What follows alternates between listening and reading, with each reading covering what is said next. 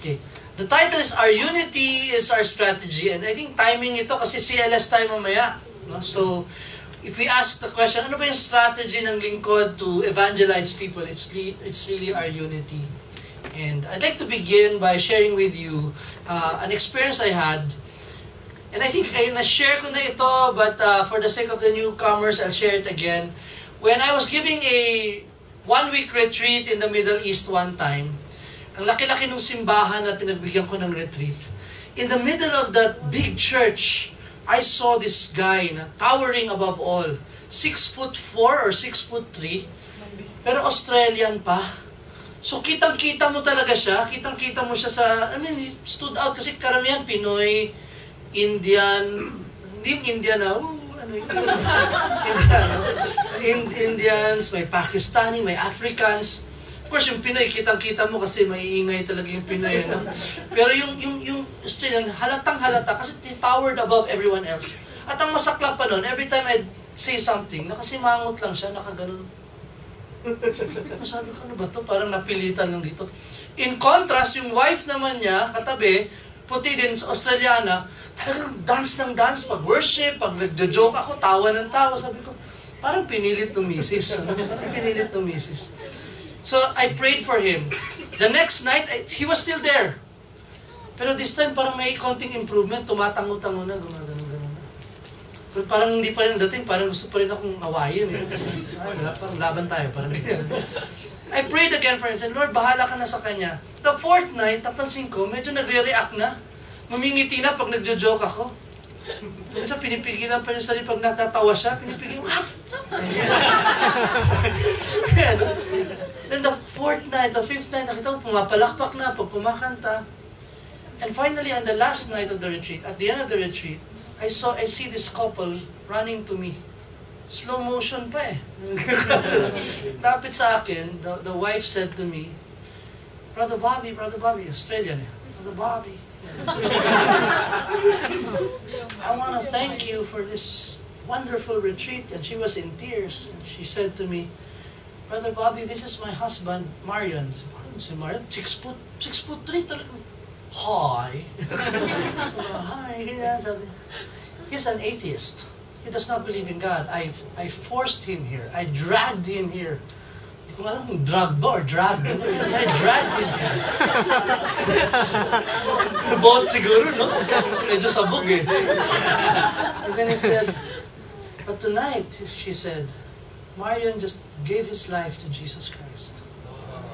And talagang gusto ko siyang yakapin eh, no? Kaso baka yung misis eh, magreklamo, no? Nainiyakap ko. But I looked at him and I said, Marion, welcome to Christianity. So ako medyo nag-fish ng konti, ano? Sabi ko, what touched you in my talk? So what made you decide to give your life to the Lord? Sabi niya, no, I wasn't touched by your talks. Parang akong binuhusan ng malamig na tubig, eh, no? Sabi niya, but I was so touched by the relationships of the people in this place. Night after night when I come, I feel so loved. I feel there's so much love in the air. People were embracing each other, coming from different cultures. There are Filipinos, Indians. So, wow. If there is so much love in this place, what could be in this place that I couldn't find anywhere else? And the only answer is God. And that's why I believed in this God. Sabi ko, sa talk ko wala talaga. Pinilit eh, ano? But then I realized, brothers and sisters, that yes, we can give the best talks. We can have the best music ministry. We can have the best venue. But if the people that come to us will not experience the love, yung sinasabi ni Noriel kanina, the love that we experience from the Lord, they must feel that also through us, by the way we love each other, by the way we support each other, by our relationships with each other. They have to see it for them to believe in the God that we serve. Tanong lang, sa inyo dito, what made you stay in Lingkod? Siguro you came to Lingkod for different reasons, but you stayed probably for more or less the same reasons.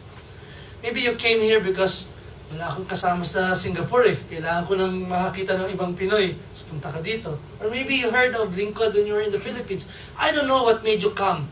But I'm almost sure that what made you stay are not the talks. The talks probably are good, you know. Some talks are okay, the music are okay. But you stay here, you stayed because of relationships. Tama ba? Because people loved you. Ako naalala ko nun eh. What made me come back and go back to the community, I mean, the talks were good. The songs were wonderful. But it was really the love that I experienced. Every time I enter the door, yung feeling na na-miss ako ng mga to. One time na, lumapit ako, "Uy, Bob!" Bagong-bago pa lang, "Grabe, Bob, how are you?" Talagang sabi ko, "Hindi ko kilala. Sino ba? Talagang love na love. Parang feel na feel ko. Parang talagang sabi ko, ako pa at that time, napaka-tactless ko minsan. "Excuse me, do I know you?" Sabi niya, "No, you don't know me." First time pala niya ako nakita no? Pero napaka-warm niya no? Napaka-warm ng brother. And ever since then, I really experienced that there's this one sister na malayo pa lang ako, "Bobby, buti nakarating ka today." Para bang ako yung guest speaker. At that time, member lang ako. Sabi ko, how these people really, they love each other. And I want that same love. I want to experience that love that I see from these brothers and sisters. And that's what I want to talk to you about tonight, brothers and sisters. If people would ask you, what would make people say that you're a Christian? Or at the very least, what would make people say that you're a lingkod? And the answer is from John 13:35. Sabay-sabay nating basahin para magising. 1 to go. "By this, everyone will know that you are my disciples, if you love one another." It's not our songs that make us lingkod. It's not our manuals. Napakadami nating manuals, no? Mula sa Christian Growth series, all the way yan sa kung ano-ano pang series yan. It's not even our songs. It's not even our good looks. Which is a lot. And our humility. What would make people recognize us as lingkod should be our love for one another, brothers and sisters. It's our love for each other as brothers and sisters. And let me share with you tonight the challenges of loving one another. In every branch, all over the Philippines and even abroad, including Singapore and UAE, there will be challenges in trying to love one another. Kasi pagka hindi natin minamahal ang isa't isa, walang challenges yan. Bakit? Wala tayong pakialaman eh. You will not be hurt by a person if you don't love that person. Diba? Pag hindi ka pinansin ng isang taong di mo namang minahal, okay lang yun. Hindi ko naman siya minahal. Parang react kayo, no? Parang iba yung reaction, no? Diba? Sorry. Naka-record. May hugot. Iba yung interpretation.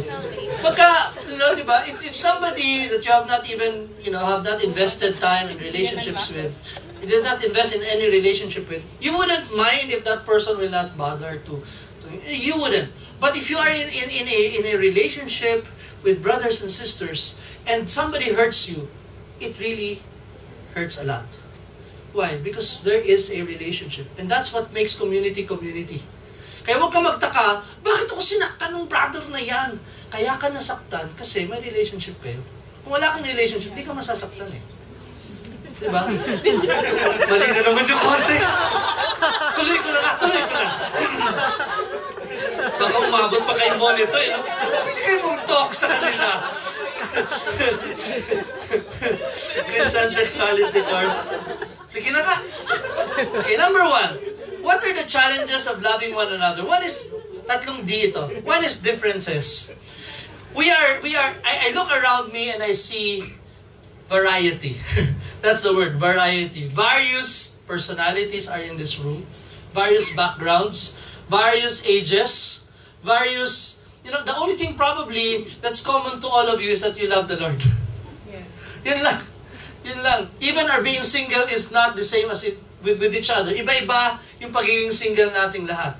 Some are just, all I'm saying is we are different in so many ways. And worse, later on, when you open that door for our first session of the CLS, this room, the variety in this room will double or triple.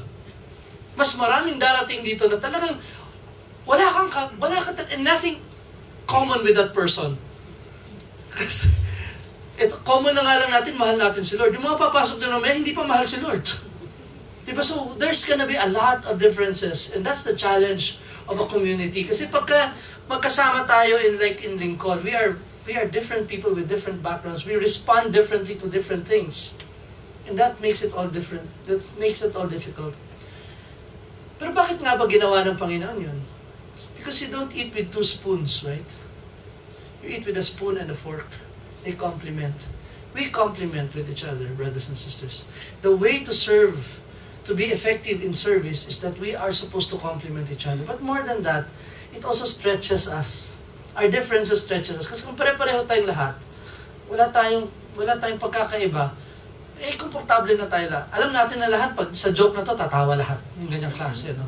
Sa ganitong sitwasyon, ganito mag-react yung isa, ganito, sigurado ko ganyan siya magre-react. Kasi pareho tayong lahat. But if it's a variety, we will respond differently to different things. It's gonna be more challenging. But it will stretch you, brothers and sisters. It will stretch you to become the best person, the best version of yourself that God wants you to be. Kaya nga, as iron sharpens iron, so does one brother or sister sharpen another. That's the power of being together.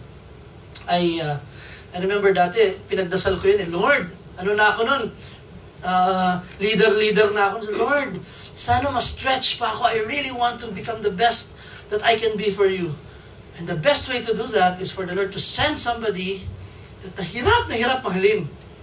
Hirap talaga. Yung iniiwasan ng brothers and sisters pagdating sa room talagang makikita mo nag-gravitate yung iba palayo no?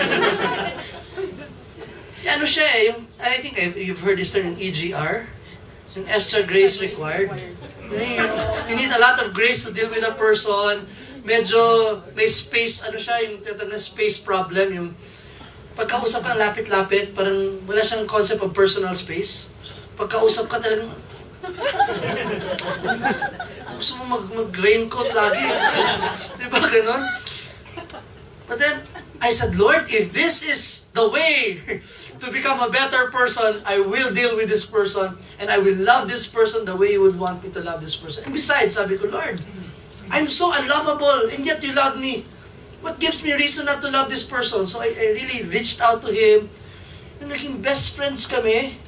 And eventually, sabi pa nga ng wife ko sa akin, ni Jen, ano mo, blessing ka talaga sa kanya. Ikaw lang yung nakakatagal dyan. Pero ano sabi sa kanya, you got it all wrong. Blessing yan sa akin. Because if not for him, I would not have expanded my heart this much.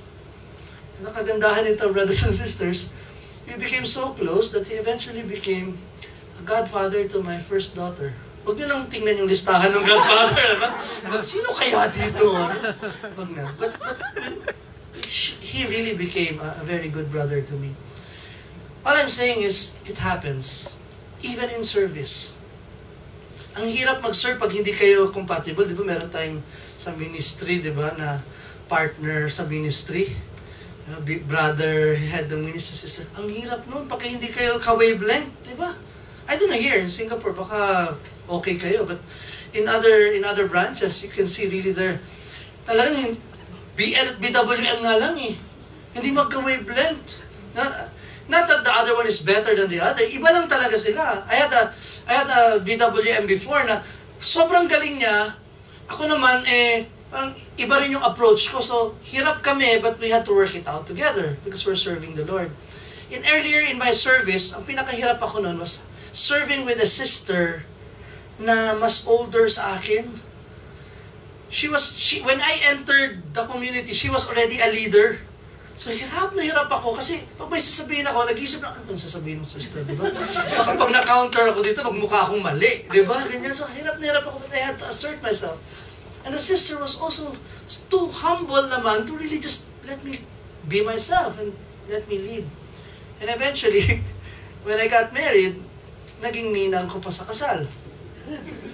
Because she's somebody that I really looked up to and I admire. She really loved us so much.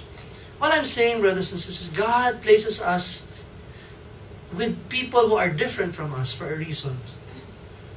And that's to make us a better version of ourselves. Second, deliverables. Ang hirap magmahalan kapag ka may deadline. Pagka may service kayong dapat matapos. Kasi minsan, nagiging functional ka na more than relational, di ba? Gusto mo na lang magawa yung service at the risk of your relationships with each other. Remember, brothers and sisters, we are not an organization. We are not even what you call, We're not even a corporation. We're a community. And in community, relationships are more important than events and programs. And but the reality is, kung may CLS mamaya, dapat magawa yung dapat gawin, di ba? And sometimes, pagkasanay ka sa corporate world to just get things done, you roughshod everyone else along the way, and that's gonna be the challenge. I'm not saying it's happening here. What I'm saying is, it's happening everywhere, in all our communities, because we want to get things done. I remember in my early years, mga maliliit na bagay nakakalimutan ko just to get things done. I remember when I was starting, utos lang ako ng utos. Oh bro, gawin mo to ha? Sister, gawin mo to. Finally, one sister approached me and she said to me, somebody that I also respect a lot, she said, Bob, can I talk to you for a while? Sabi ko, pagka gano'n na yung sinabi, medyo kakabahan ka na eh. No?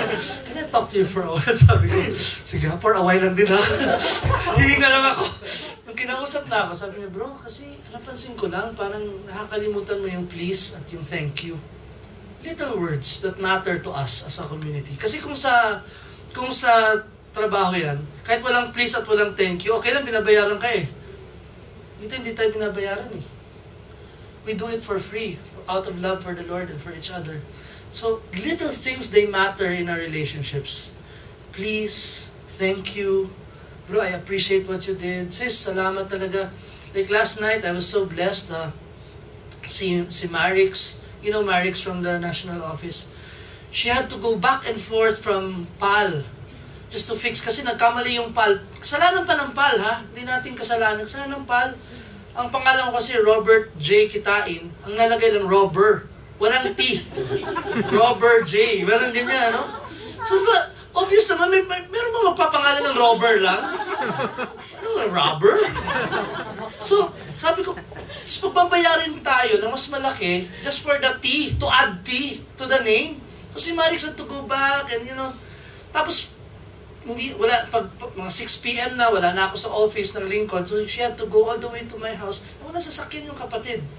She had to walk, take the jeep, go to my house, and then she just dropped off the plane ticket and left.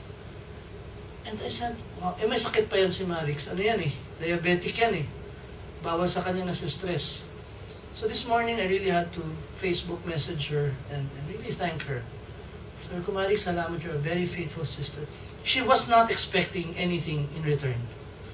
But I did it because I want her to know that what she does is important to me. Even though she does not expect anything in return.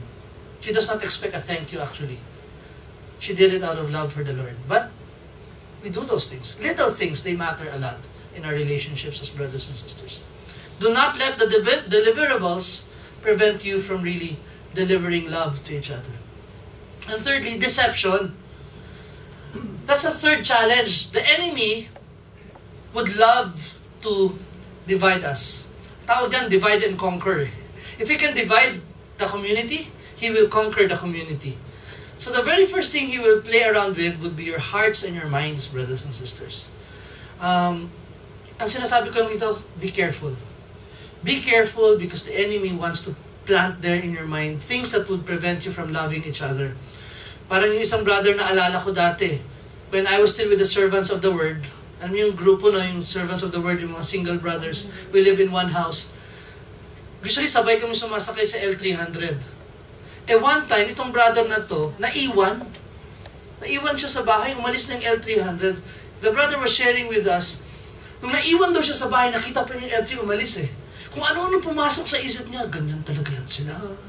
Hindi talaga nila ako mahal.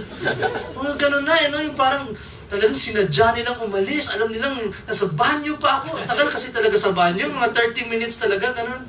Sabi ko, grabe. Naisip mo lahat yun, bro? Sabi ko, naisip ko lahat yun. At gusto ko nang umalis sa servants of the word dahil dyan. Parang ganun lang, naiwan. But then, sabi ko, what stopped you? And said, I had to get hold of my mind because I know those thoughts were not coming from me nor the Lord. It was coming from the evil one. So I had to remind myself, mababait naman itong mga kapatid ko eh. If they did something, they will never do anything to spite me, to hurt me. If they did it, I will give them the presumption of good faith, always. Presumption of good faith, always. Kasi mababait naman yung kapatid, mahal si Lord eh. Di naman gagawa ng anything to hurt you. Kung may nagawa sila that hurt you, it wasn't intentional. That's the presumption always. So when we deal with each other, there's always that presumption that the person never did anything out of intention to hurt you. Deliverables, differences, and deception. Okay, so now, but what kind of love is a powerful witness? Okay, Acts 2, 44 to 47. All who believed were together and had all things in common. They would sell their possessions and goods and distribute the proceeds to all, as any had need. Day by day, as they spent much time together in the temple, they broke bread at home and ate their food with glad and generous hearts. Asanay tayo dyan? Ate their food with glad and generous hearts, praising God and having the goodwill of all the people. And can you read the last sentence, brothers and sisters? And day by day, the Lord added to their numbers those who were being saved. If you read all the sentences prior to that, there was no talk of Peter was such a great preacher. Or they had a wonderful music ministry. What added to their number was not the cosmetics. What added to their number was how they related with each other. Do you see that, brothers? How they shared everything in common. They spent time with when they say broke bread at home, hindi lang ibig sabihin nun kumain magkasama. They shared each other's life. That's what attracted people to them. That's what added to their number. In the same way for us in Lincoln, if you ask us, what is your strategy? That is our strategy. Our strategy is the way we relate with each other is so attractive that people would really want to be part of us. Talagang nakita nila, grabe sila magmahalan, no? Sobra sila magmahalan. They really want to be part of us. That's our strategy. So the question now is, let's break it down. What are the 4 characteristics of this strategy? Number 1, it's a sacrificial kind of love. Have you ever sacrificed anything for community? I'm sure you have. Your time, your convenience, grabe yan. Pero yung sacrifice na yan, brothers and sisters, it really has to hurt to be a sacrifice.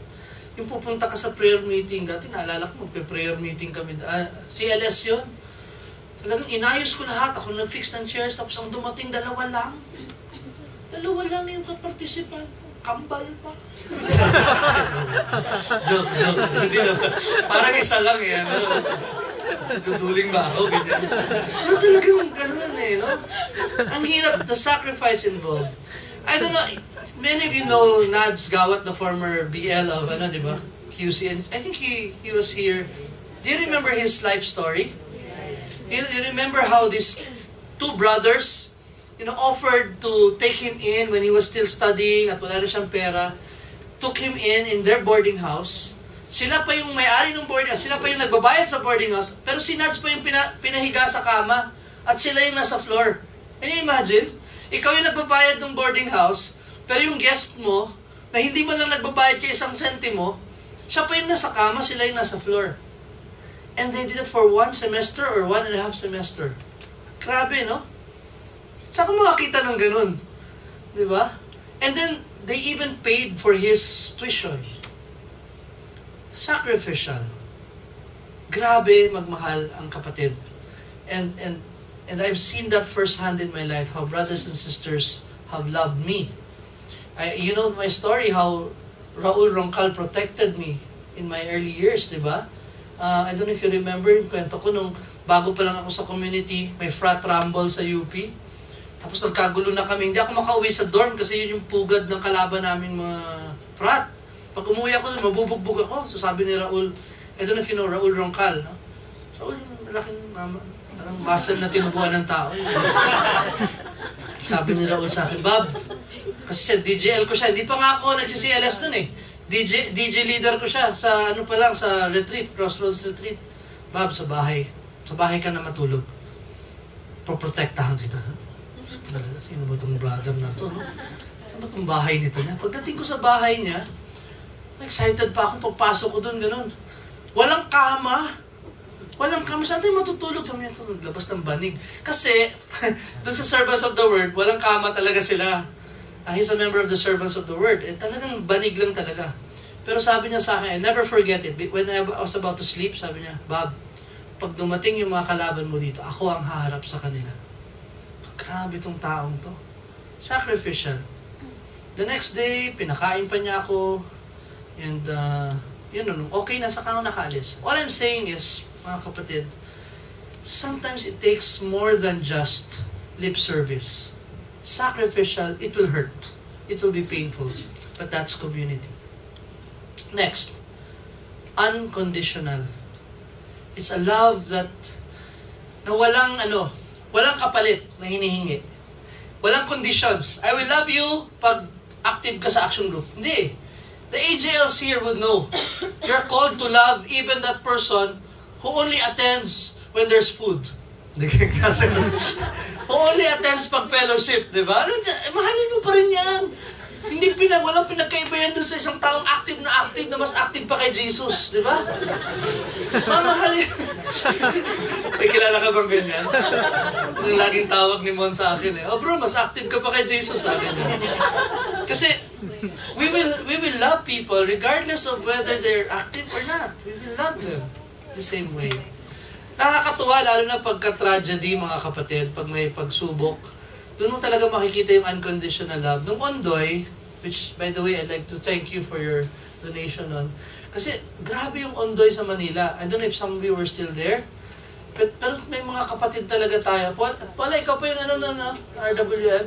Alala ko nun kasi, yung mga kapatid daw, sa Marikina yata yun eh, may isang kapatid na nabaha yung bahay, dumating yung mga brothers and sisters, talaga naglinis.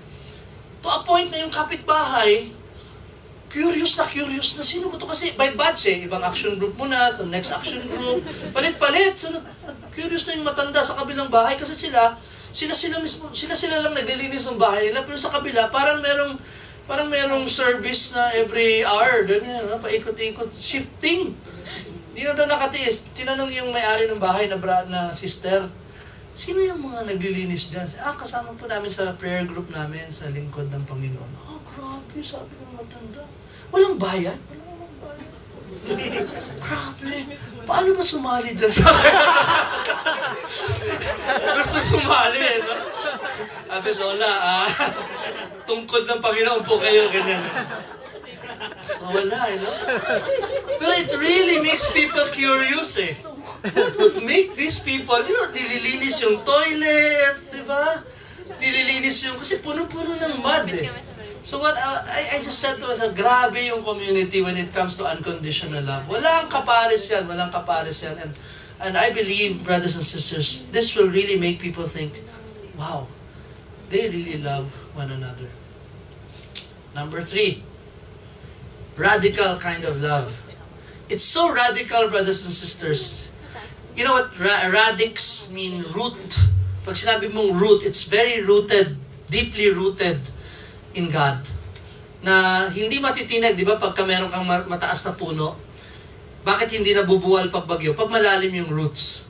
Ang love natin for each other is deeply rooted in the Lord. Hindi yan basta-basta natitinag. Hindi basta-basta, for example, umalis na ng lingkod Singapore, lumipat ng lingkod New Zealand. Yan. Or lingkod Australia, ganyan. Kapatid pa rin yan. Kahit nga umalis pa lumipat na ng ibang community yan, kapatid pa rin yan. Hindi yan basta-basta nawawala. And distance, nor time, can really separate us from each other. My batchmates in the community are still my good friends until today. Some of them are no longer in community, but they're still good friends. And they still follow the Lord in their own way. And there's nothing wrong with that. But all I'm saying is, we have